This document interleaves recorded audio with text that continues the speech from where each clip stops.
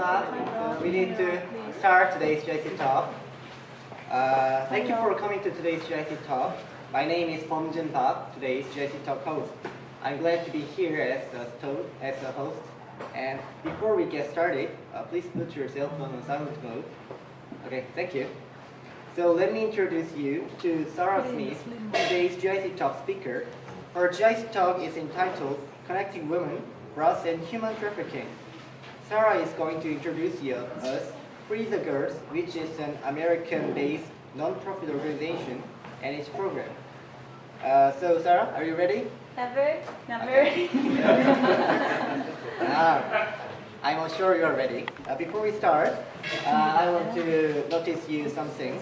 When you first arrived, you should have received a slip of paper like this one. And you are welcome to write your questions on this paper, and it will be answered by Sarah during our Q&A portion of today's GIC talk. And it is led by one of our English-speaking GIC staff volunteers. Now, without any further hesitation, please welcome Sarah with a big applause.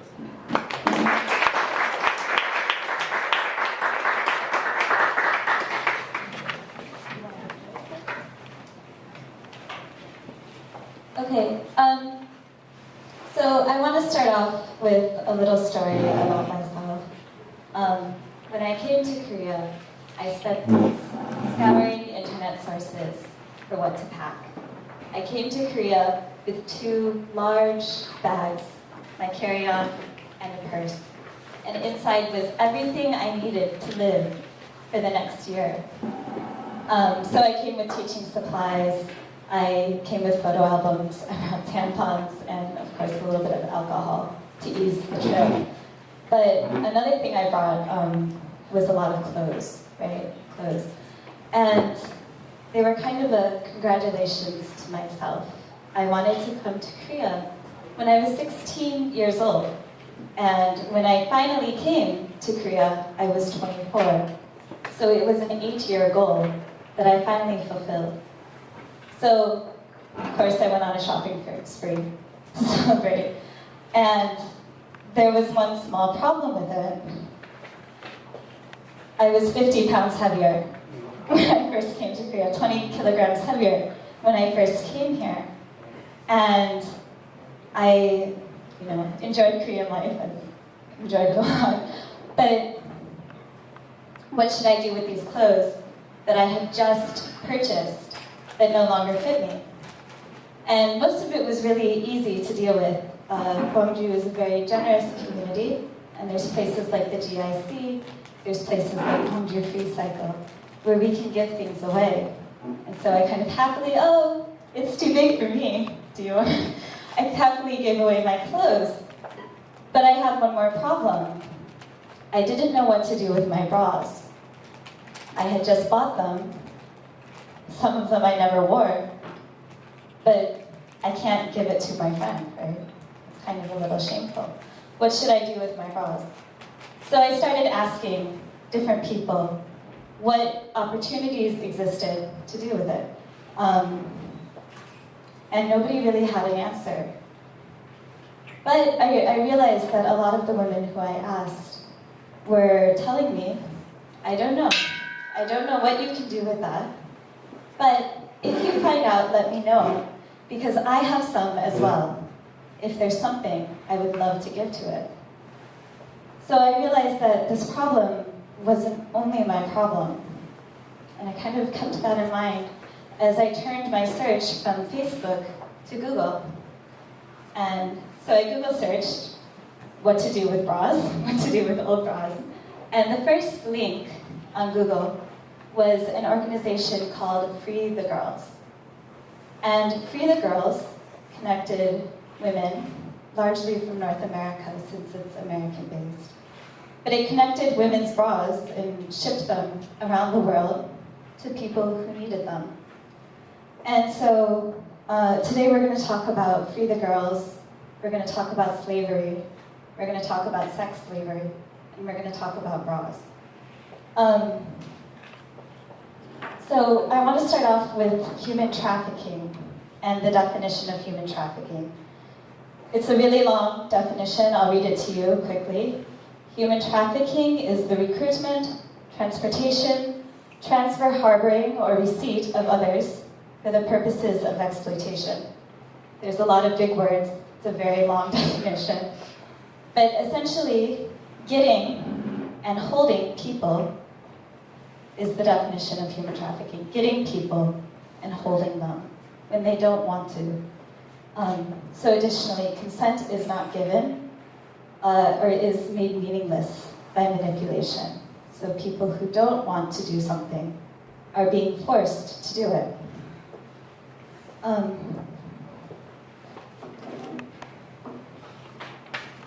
I also want to give you some figures about human trafficking. There are three major kinds of human trafficking. There's privately owned laborers, so minors or somebody owned by an individual. There's state-owned laborers, and I think the best example of that is cotton pickers from Mokpo, who were working for the Japanese military. And there's also sex slaves. Sex slaves make up 55% of all slaves, and they're 98% women. So that's why we're talking about women, and that's why we're talking about bras.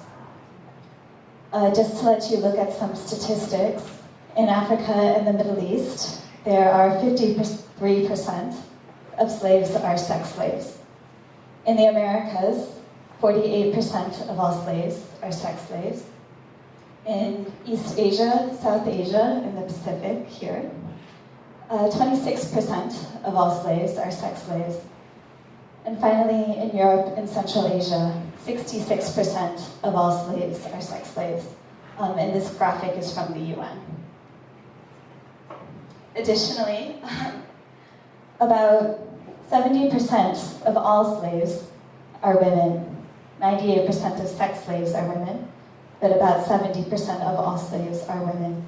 21% of that is girls.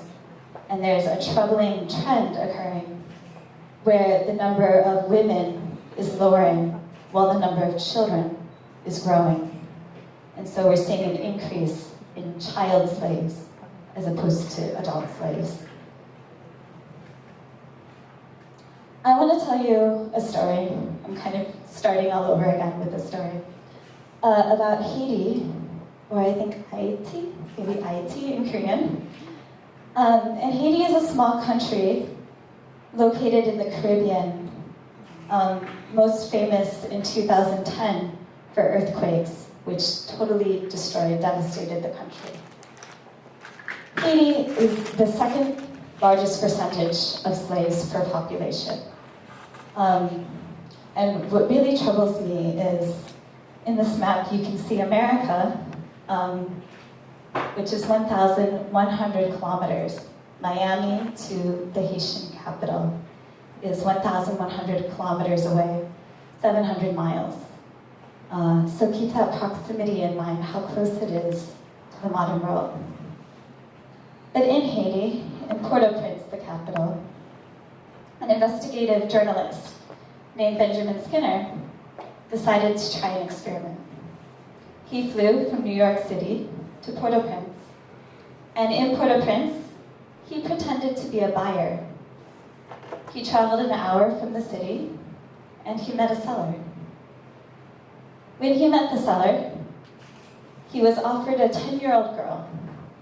The 10-year-old girl could cook for him, could clean for him, and would be available for sex. The seller offered to help forge adoption papers so he could keep this girl and take her back to America. Reading a magazine interview from Benjamin Skinner, he asked the interview how much the girl cost. So I'd like to ask you the same question. How much do you think that girl cost? What was her price?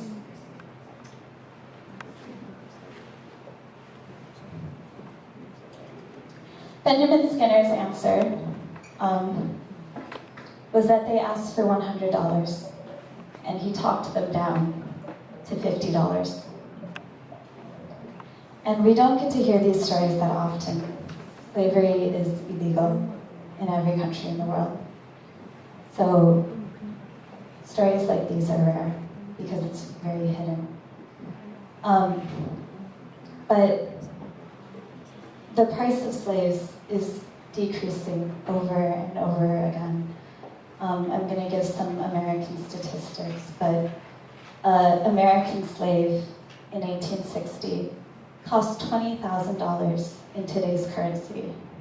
It was about the price of a house. And so slaves were only for wealthy people. Today, the average price of a slave is $90. And so the value has fallen dramatically. And maybe that's why slavery is the third biggest illegal industry in the world today, behind weapons and drug trafficking. We don't really know the exact number, but today there are between 20.9 and 36 million slaves in the world.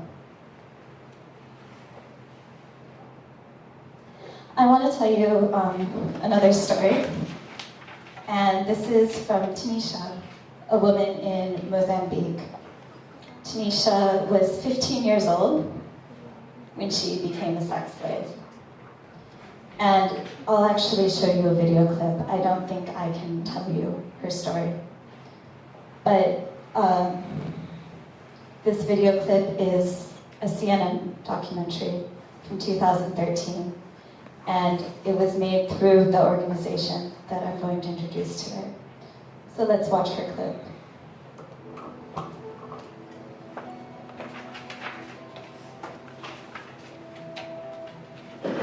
Travel books call Mozambique the land of pawns and prostitutes.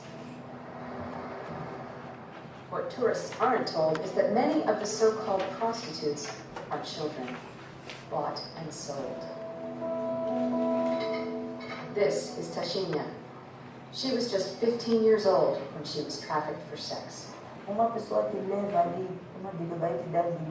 will take you, promise they're going to give you money, but in the end they just beat you very badly. And even if you go to the hospital, you can still be left to die because they know that you are nobody, you are a slave. She didn't have the courage to escape until years later, the night her young daughter woke up and watched. When I saw in my child's eyes what she was seeing, I was sad. It is still something that hurts me a lot because of what my child had to see me do that night. I don't want that happening again because it took a lot for me to erase that from her memory. Her own childhood stolen, Tashinha wants more for her daughters. I want to be an example, an honest mother that can say, look, my daughter, this is not good. This is not good for you.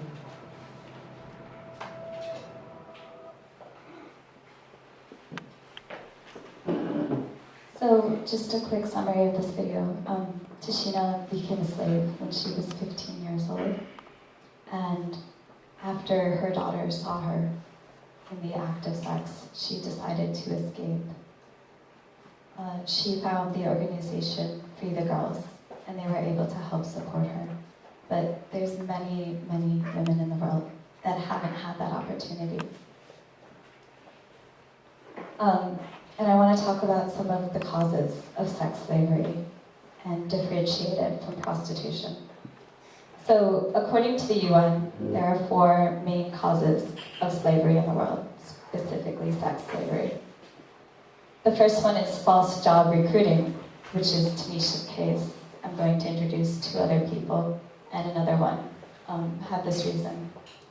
But people promise work, they promise a job to poor families, and there's no job when they get there.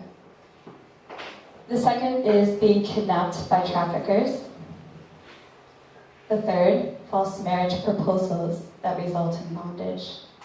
And the fourth is being sold by boyfriends, by husbands, and by parents. One of the tactics of the perpetrators of slavery is to tell the slaves, the victims, that they owe them money. We've taken you to a new city, a new country, and you owe us for it. But that's not the only tactic, there's a lot more. the way to condition a slave to prevent escape is starvation, confinement, beatings, rape, threats of violence against them and their families, forced drug use, and shaming them.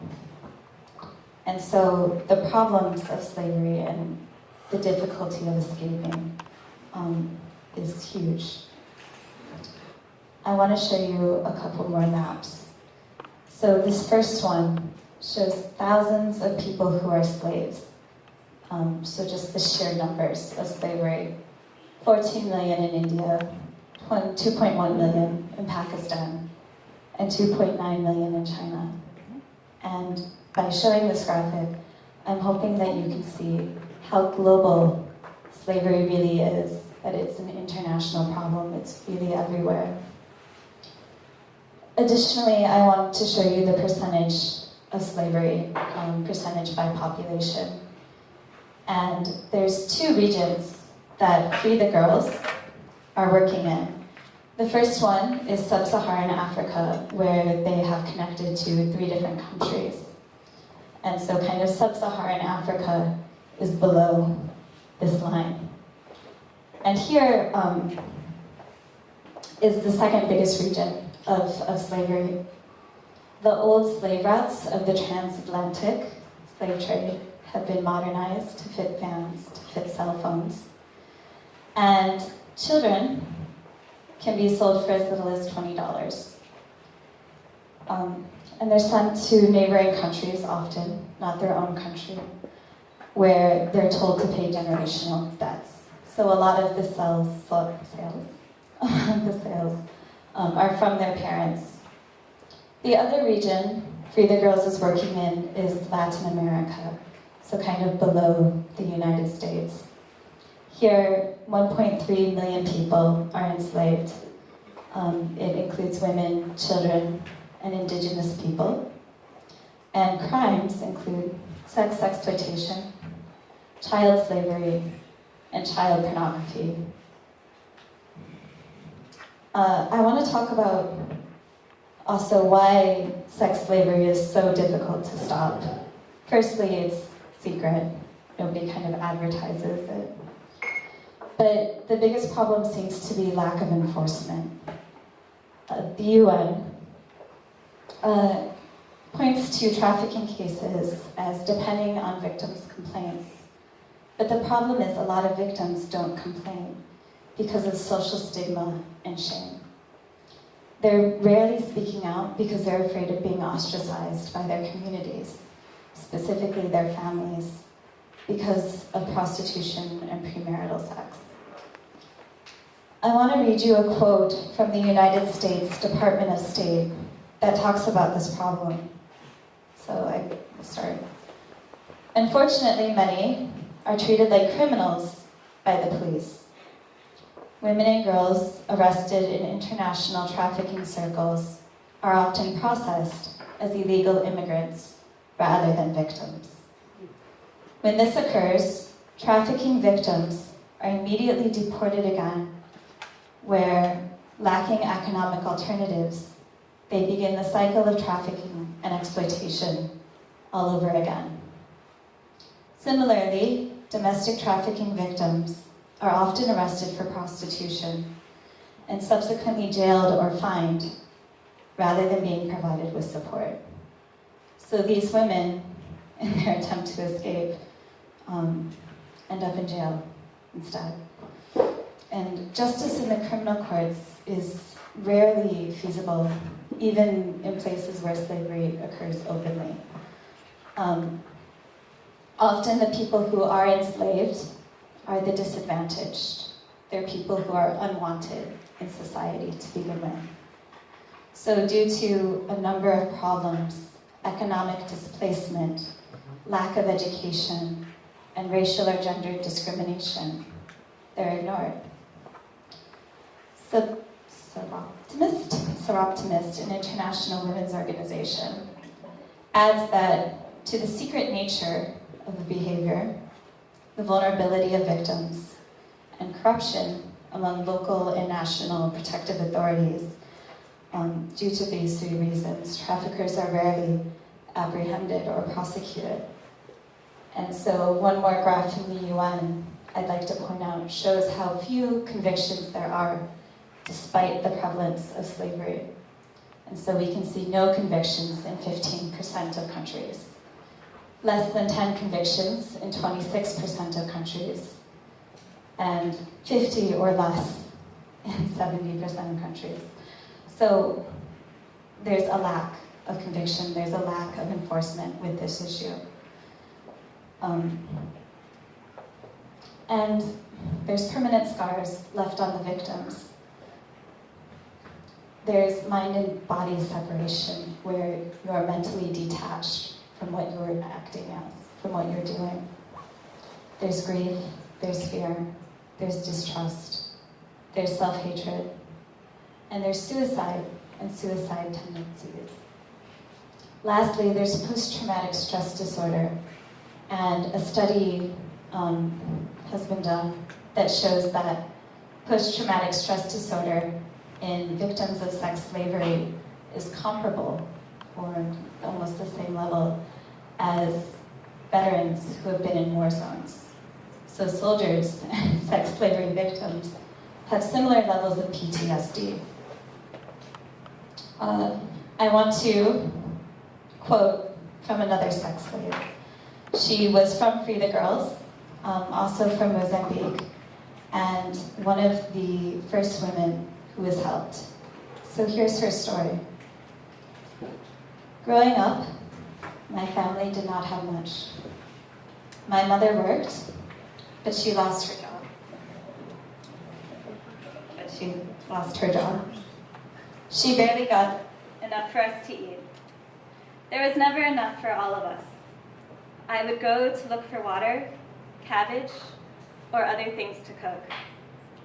Then one day, a man came to offer us help.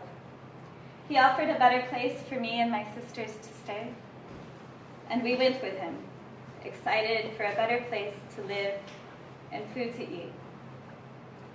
I had no idea he was going to force me into prostitution. I was 14 years old. Over the years, I worked in 3 different brothels. Eventually, I went to jail. And when I was released, I had a difficult choice.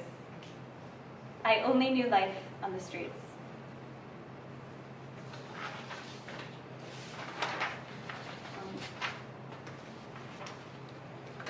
So what I want to talk about ultimately is why bras. How are bras going to help this problem?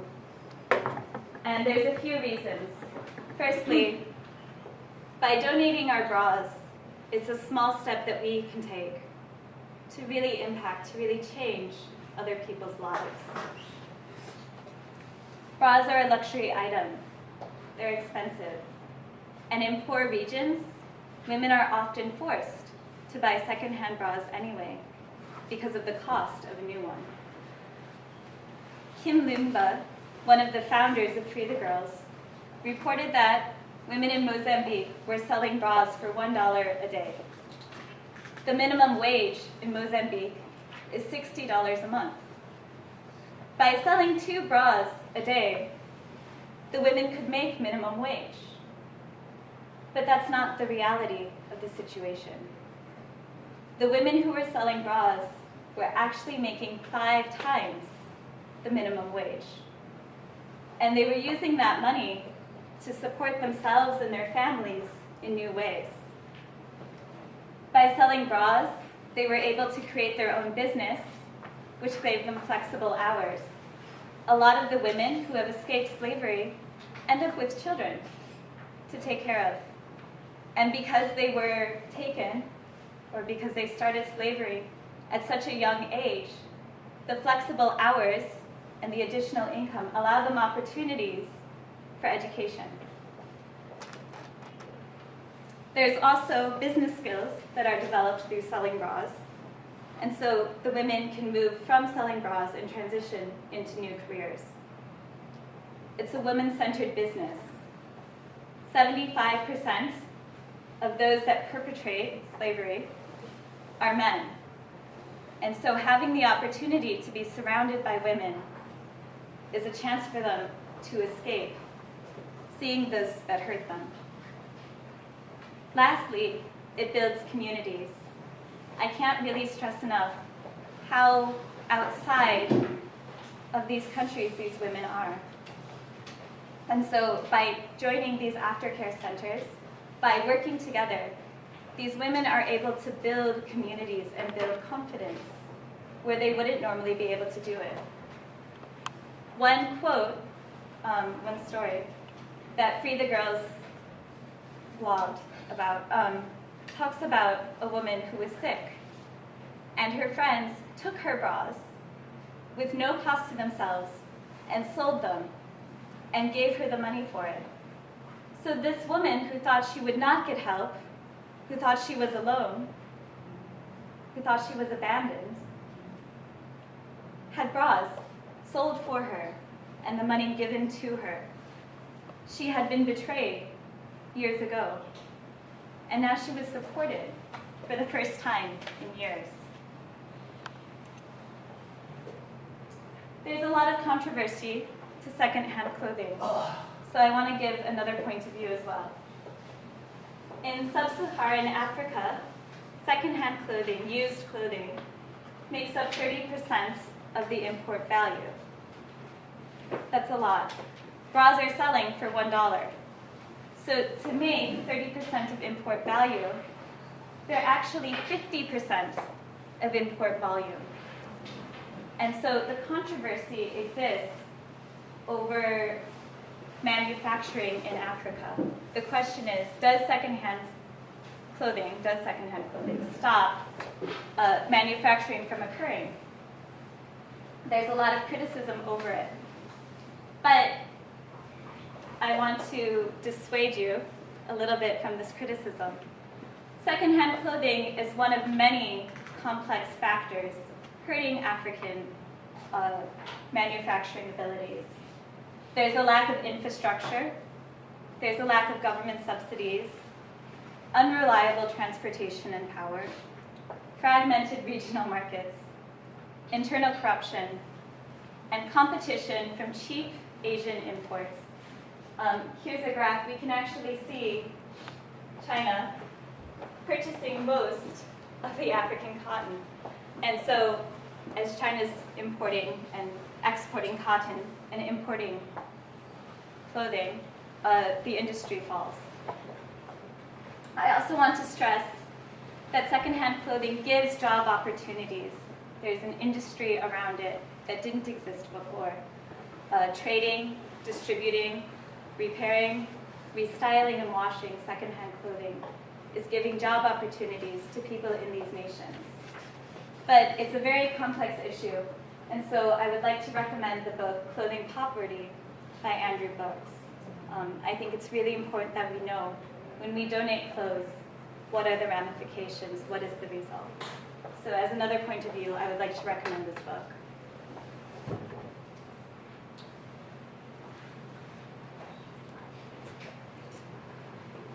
Free the Girls is currently working in 5 different nations: Mozambique, Mexico, Uganda, El Salvador, and Kenya. Free the Girls did not find these women. They are working through aftercare centers that the women have joined. And so when you donate to Free the Girls, economically or with your bras, it's not simply giving to the women. The aftercare centers are providing English lessons, school tuition, books, and uniforms, tutoring for remedial math and reading. They're building classrooms. They're providing funding for emergency medical, and they're providing computer training, anything the women think they might need. And so donating to this organization, freethegirls.org, helps them in many ways. I'd like to leave you with one last story, and hopefully it's a happy ending, this whole fiasco. But the last story is from a woman named Ingrid that was one of the first beneficiaries for Free the Girls in their pilot program in El Salvador. Ingrid was barely in control of the slums she lived in.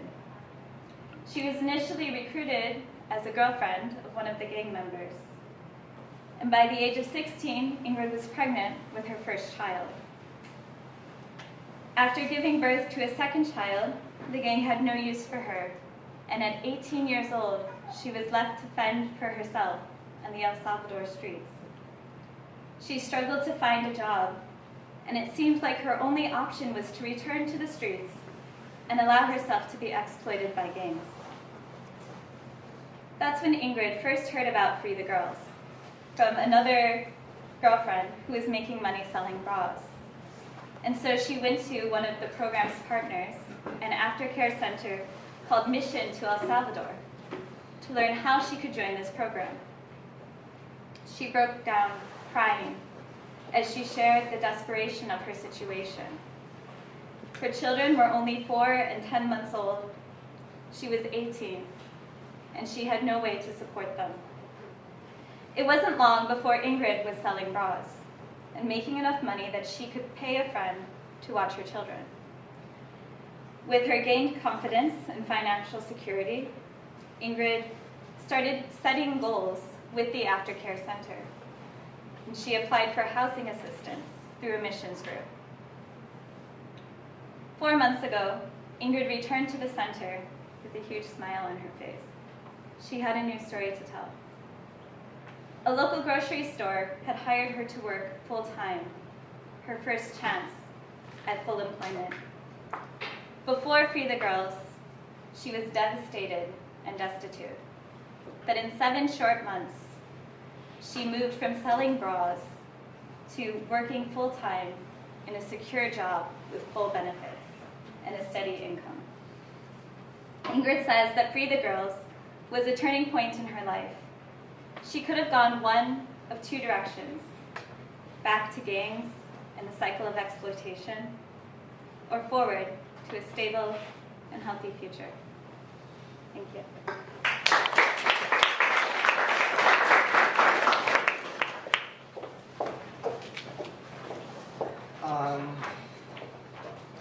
Thank you for your speech, and first of all, I want to give you a big applause to your courage and your big effort against the dark side of the world. And I firmly believe the world can be changed because we have the people like you. We have great people like you. And now, Joy Nuez, GIC coordinator. Okay. So now we have a training portion. So let's begin our training portion, and she will help you.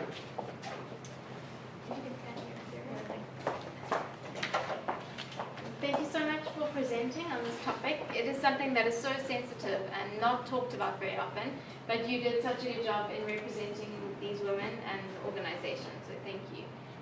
Now begins today's Q&A portion of the talk. If you arrived late, please remember to turn your cell phones on silent. And if you did not receive a piece of paper, please put up your hand and one of our volunteers can assist you. And then if you have any questions, please write them down on the piece of paper provided. Hold them up and the volunteers can collect them from you, and then I will ask Sarah the questions. So Sarah, you talked about you came to Korea. Let's just get a bit of background information before we start with the questions. When did you come to Korea and why did you choose Korea? Okay. Good question. My mom is actually Korean. I'm half Korean. And so my interest in Korea has always existed. And that's why I made the goal to come at such a young age. I really wanted to experience my mother's life before she came to America. I'm teaching English in Korea. I work at Gwangju Science High School. And I taught in America as well. So teaching has kind of always been my passion. And so you said you had all these clothes when you lost weight. So how did you actually find out about this organization? Did you just Google it and it popped up? Did you hear about it via someone else? How did you find out about it? So when I started searching for what to do with them, for my bras. I heard about some organization in Seoul, actually, that was taking bras and using them to raise awareness for breast cancer. And that organization is really great. But they were making the bras essentially unusable because they were decorating them. And it was kind of a party. They were decorating and wearing them. So I thought, as great of an organization as that was, it wasn't really doing something with the material. So I Googled. My first click was Free the Girls. And that's because Free the Girls is a growing organization. They started in 2012. And they've been growing since. They've been featured on CNN and other news organizations.